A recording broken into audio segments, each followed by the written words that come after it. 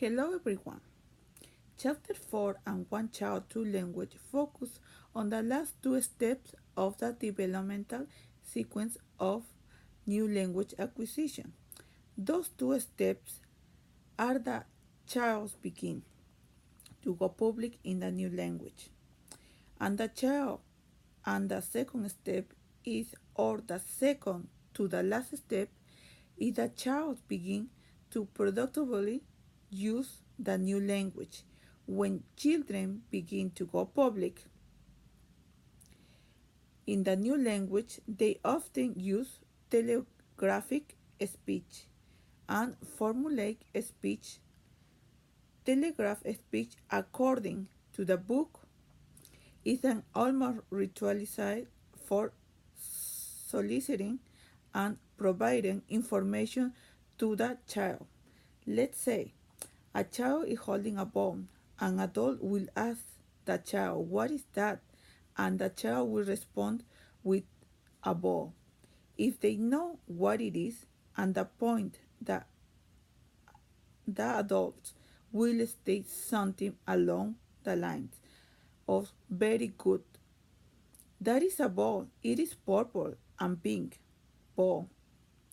And they can gain it more information from the adult.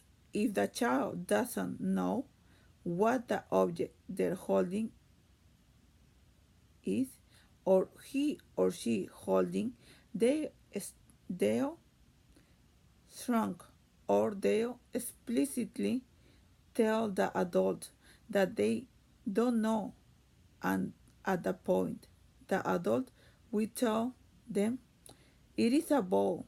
And most of the time a child at this point will repeat a ball, making a connection between the word that they just learned and the object they have in their hands. Formulaic speech is also used when children first begin to go public with their speech. In formulaic speech, children use phrases that they hear others use in similar situations. Children then move on the productive use of the language.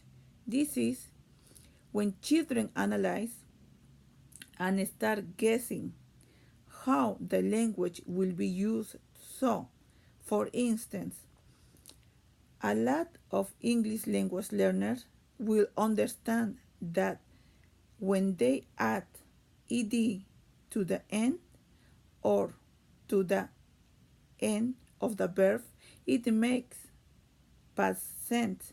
So that's one way that they are will and they starting making productive use of the English language. Unit 5 is about the power of transformation. It's something that was very interesting to read. As the textbook saying, the essence of life is the transformation. Nothing that is alive remains the same. Transformation can be mere physical change brought about by age, but it can also be profound change born out born out of learning and experience. And usually you you know we as a humans, we set many examples and we are offered by many humans. You know how we admire them.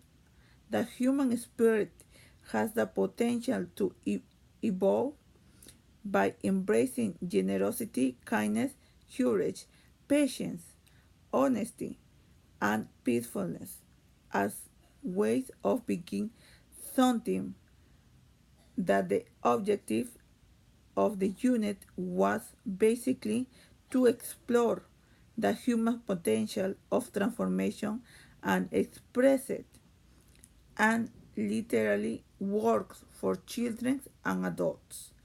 And so basically, we are exploring through dialogue the human potential for transformation and our individual responsibilities to work towards equality, justice, and peace in our communities. Something very important as aspiring teachers to transmit to our students and to understand the named injustice is the first step in the struggle towards eliminating the use of writing process to develop a greater understanding, expressiveness, sense of confidence, and power. Usually, within this chapter, we learned many things that are, you know, that humans tend to be so hesitate about creating social change things.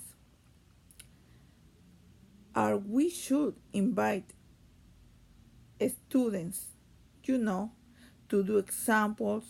We should invite students to read the books, something to be meaningful for for transformation and teachers.